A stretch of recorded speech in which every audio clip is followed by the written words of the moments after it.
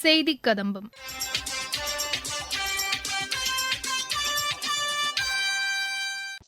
இன்றைய செய்திக் கதம்பத்தில் கோவையில் மக்கள் மருந்தகத்தை திறந்து வைத்த பின் மத்திய இணையமைச்சர் டாக்டர் எல் முருகன் செய்தியாளர்களுக்கு அளித்த பேட்டி, நாமக்கல் மாவட்டத்தில் நடைபெற்று வரும் மாணவர்களுக்கான அறிவியல் விழிப்புணர்வு முகாம் குறித்து எமது செய்தியாளர் தரும் தகவல்கள் மற்றும் மத்திய அரசின் சமூக வலைதள பதிவுகள் ஆகியவை இடம்பெறுகின்றன. கோவையில் நேற்று மக்கள் மருந்தகத்தை தகவல் ஒலிபரப்புத்துறை இணையமைச்சர் டாக்டர் எல் முருகன் திறந்து வைத்தார்.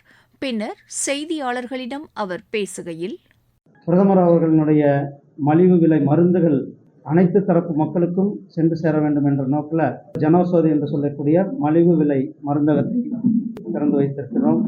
இதில் மார்க்கெட்டில் கிடைக்கிறத விட 5 மடங்கு விலை கம்மியாக கிடைக்கும். பிபிக்கு வெளியில் ஒரு ஸ்டிப்னுடைய மாத்திரை 300 ரூபான்னா இங்கே வந்து 30 ரூபா தான். இப்படி உயிர்காக்கும் மருந்துகளில் கூட விலைகள் ரொம்ப குறைவாக இந்த மருத்துவம் நம்முடைய மாண்புமிகு பிரதமர் திரு நரேந்திர மோடிஜி அவர்கள் தொடங்கி வைக்கப்பட்டு இன்றைக்கு இந்தியா முழுவதும் இந்த திட்டமானது ஏழை எளிய மக்களுக்கு ஒரு பயனுள்ள திட்டமாக இந்த திட்டம் நடைமுறைப்படுத்தப்படுகிறது. இந்த நியூஸஸ் பொறுத்தளவுக்கு ஒரு ஆத்தென்டிகேஷன் வேண்டும், சமுதாய அக்கறை வேண்டும், சமுதாய உணர்வு வேண்டும். ஒரு தகவலை நாம் சொல்லும் பொழுது அந்த தகவலினுடைய உண்மைத்தன்மை என்ன, அந்த தகவல் எந்த அளவுக்கு நாட்டிற்கு நல்லது, அந்த எந்த அளவுக்கு பொதுமக்களுக்கு நல்லது என்பதை உறுதி செய்யப்பட வேண்டும். நான் ஏற்கனவே சொன்னேன், இன்றைக்கு மொபைல் ஃபோன் வச்சிருக்கிறவங்கெல்லாம் ரிப்போர்ட்டர்களாக இருக்கிறார்கள். யார் வேணாலும் ஒரு யூடியூப் சேனலுக்கு வரலாம், எதை வேணாலும் பேசலாம் என்ற ஒரு சூழ்நிலை இருந்து கொண்டிருக்கிறது. அதையெல்லாம் நடைமுறைப்படுத்தும் விதமாக ஒரு புதிய பிராட்காஸ்டிங் பாலிசி பில்லானது வர இருக்கிறது. அதில் பல இதுக்கு நாம் அந்த ஏற்கனவே அது பப்ளிக்கில் தான் இருக்குது. பொதுமக்களுடைய கருத்துக்களை கேட்டு தான் அந்த பில் கொடுத்துருக்குறோம்.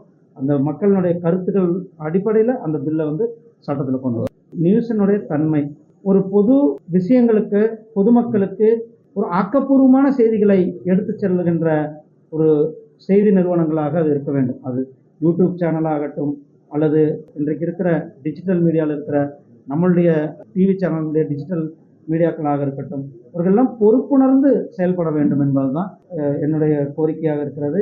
அதே போல் தேசத்திற்கு எதிராக செயல்படுகின்ற யூடியூப் சேனல் கிட்டத்தட்ட 69க்கு மேற்பட்ட யூடியூப் சேனல்களை முடக்கி இருக்கிறோம்.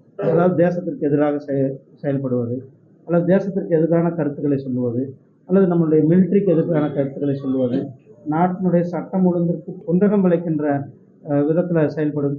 அப்படி செயல்படுகின்ற யூடியூப் சேனல்களை கிட்டத்தட்ட 69 யூடியூப் சேனல்களை நாம் மூடியிருக்கோம்.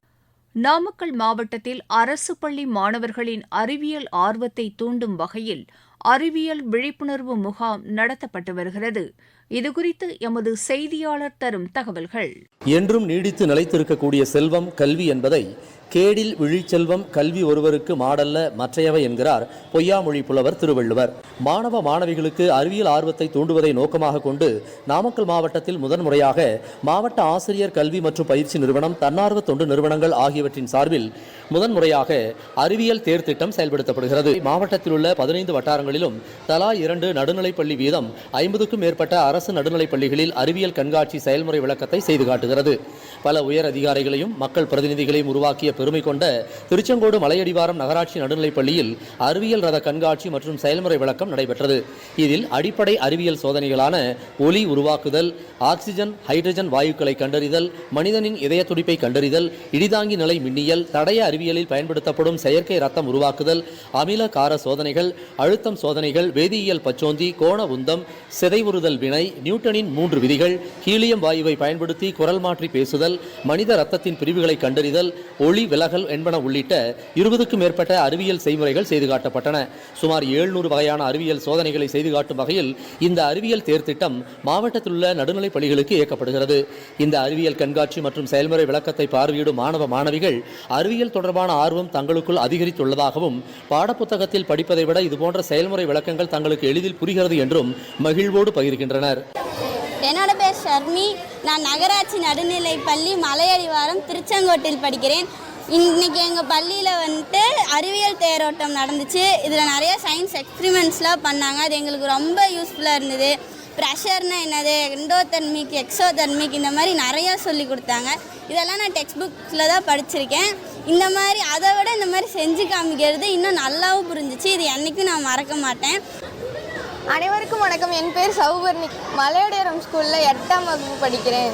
இன்றைக்கி எங்கள் ஸ்கூலில் அறிவியல் தேரோட்டம் அப்படின்னு ஒன்று கொண்டு வந்தாங்க. அதில் அந்த சார் நிறைய எங்களுக்கு சொல்லி தந்தாங்க. ஈஸியாகவும் புரிஞ்சுது. நாங்கள் புக்கில் படிக்கிறத விட அதை பார்த்து இன்னும் நல்லா ஈஸியாக புரிஞ்சுக்கிட்டோம்.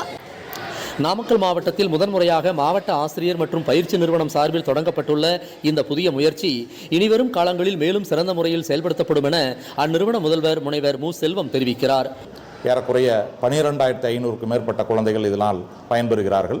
இயற்பியல், வேதியியல் மற்றும் உயிரியல் சார்ந்த டெமான்ஸ்ட்ரேஷன் போகிறதுனால குழந்தைகளுக்கு அந்த தியரி ப்ராக்டிக்கலாக அவங்க பார்க்கறதுக்கான ஒரு வாய்ப்பு ஏற்படுத்தப்பட்டிருக்கு. அதிகமான பள்ளிகளுக்கு விரிவாக்கம் செய்யப்படும் பொழுது அனைத்து மாணவர்களும் அறிவியல் சார்ந்த பாடத்தில் தங்களுடைய கற்றல் அனுபவங்களை பெற்று அதை கற்றல் விளைவுகளாக மாற்றிக்கொள்வதற்கான மிகச்சிறந்த வாய்ப்பு இந்த அறிவியல் தேரோட்டம் மூலமாக ஏற்படுத்தப்பட்டுள்ளது. நம் வாழ்வியலுக்கு அடிப்படையாக திகழும் அறிவியலை மாணவர்கள் எளிதில் புரிந்து கொள்ளும் வகையில் அரசு நடுநிலைப் பள்ளிகளை சுற்றி வரும் இந்த அறிவியல் தேர்த்திட்டம் எதிர்கால விஞ்ஞானிகள் பலரை உருவாக்கும் என்ற நம்பிக்கை ஏற்படுகிறது. அரியலூர் மாவட்டம் ஆண்டிமடம் ஒன்றியத்தில் செயல்படுத்தப்பட்டுள்ள சம்பூர்ணதா அபியான் திட்டம் குறித்து எமது செய்தியாளர் வழங்கும் தகவல்கள். முன்னேற விரும்பும் ஒன்றியங்கள் திட்டத்தை 2023ஆம் ஆண்டு பிரதமர் நரேந்திர மோடி தொடங்கி வைத்தார். பின்தங்கிய மற்றும் தொலைதூர பகுதிகளில் விரைவான வளர்ச்சி உறுதி செய்வதோடு மக்களின் வாழ்க்கையை மேம்படுத்தும் வகையில் இத்திட்டம் உள்ளது. அரியலூர் மாவட்டத்தில் ஆண்டிமடம் வட்டாரத்தில் சம்பூர்ணதா அபியான் திட்டம் செயல்படுத்தப்படுகிறது. ஆண்டிமடம் ஒன்றியத்தில் சம்பூர்ணதா அபியான் திட்டம் ஒருங்கிணைந்த குழந்தைகள் வளர்ச்சி திட்டத்தில் பெரும் மாற்றத்தை ஏற்படுத்தி வருகிறது.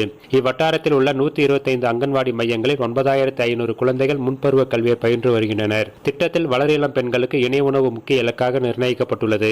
இதனை ஒட்டி வளரிளம் பெண்களுக்கு சத்துமாவு கொடுப்பதுடன் ஊட்டச்சத்து மிக்க தானியங்கள், கீரைகளை உணவில் சேர்த்துக் கொள்ள வேண்டும் என்பது உள்ளிட்ட பல்வேறு ஆலோசனைகள் வழங்கப்படுகிறது. மேலும் குழந்தைகளின் உயரம், எடை அவ்வப்போது கண்காணிக்கப்பட்டு இதில் குறைபாடு உள்ள குழந்தைகளுக்கு மருத்துவ பரிசோதனை செய்யப்பட்டு மருந்து மாத்திரைகள் வழங்கப்படுகிறது. ஆண்டிமடம் வட்டாரத்தில் இத்திட்டத்தின் மூலம் வளரிளம் பெண்கள் மற்றும் பாலூட்டும் தாய்மார்கள் முழுமையாக பயனடைந்து வருவதாக பெண்கள் மகிழ்ச்சி தெரிவித்துள்ளனர். இதுகுறித்து ஆண்டிமடம் வட்டார ஒருங்கிணைந்த குழந்தைகள் வளர்ச்சி திட்ட அலுவலர் காயத்ரி கூறும்போது, எங்களோட ஐசிடிஎஸ்ல முக்கியமான பயனாளிகள் பார்த்தீங்கன்னா கர்ப்பிணி பெண்கள், பாலூட்டும் தாய்மார்கள், அப்புறம் 0 to 6 வயதுக்குட்பட்ட குழந்தைகள், வளரிளம் பெண்கள். சரிங்களா? சம்பூர்ணதா அபியான் அப்படின்னு சொல்லி கொண்டு வந்திருக்காங்க.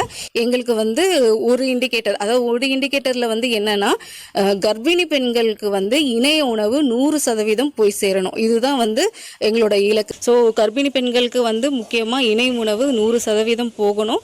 அதே மாதிரி இங்க இருக்க குழந்தைகள் ஊட்டச்சத்து குறைபாடு இல்லாம ஒரு இடத்தை உருவாக்கணும் அப்படின்றது தான் எங்களோட நோக்கம். அந்த நோக்கத்தை நாங்க கண்டிப்பா சீக்கிரம் செஞ்சிருவோம். மத்திய அரசின் சமூக வலைதள பதிவுகள். ஜெர்மனி தலைநகர் பெர்லினில் வருடாந்திர தூதர்கள் மாநாட்டில் வெளியுறவுத்துறை அமைச்சர் டாக்டர் ஜெய்சங்கர் இன்று உரையாற்றினார். 2030ஆம் ஆண்டுக்குள் மின் வாகன வருடாந்திர விற்பனை 1 கோடியை எட்டும் என்று மத்திய அமைச்சர் திரு நிதின் கட்கரி தெரிவித்துள்ளார். நாட்டின் மின்னணு சாதன உற்பத்தி நடப்பாண்டில் 10 லட்சம் கோடி ரூபாயாக உயர்ந்துள்ளதுடன் 10 லட்சத்துக்கும் அதிகமான வேலை வாய்ப்புகளை உருவாக்கியுள்ளதாக தகவல் ஒலிபரப்பு அமைச்சகம் தெரிவித்துள்ளது.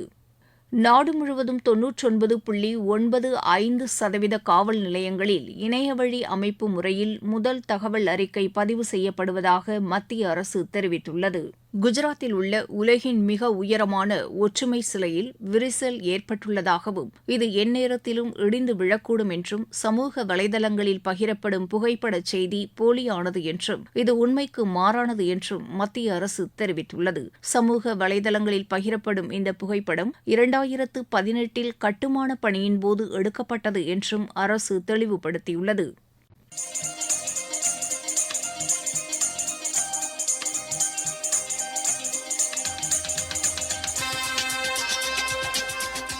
இத்துடன் இன்றைய செய்திக் கதம்பம் நிறைவு பெறுகிறது.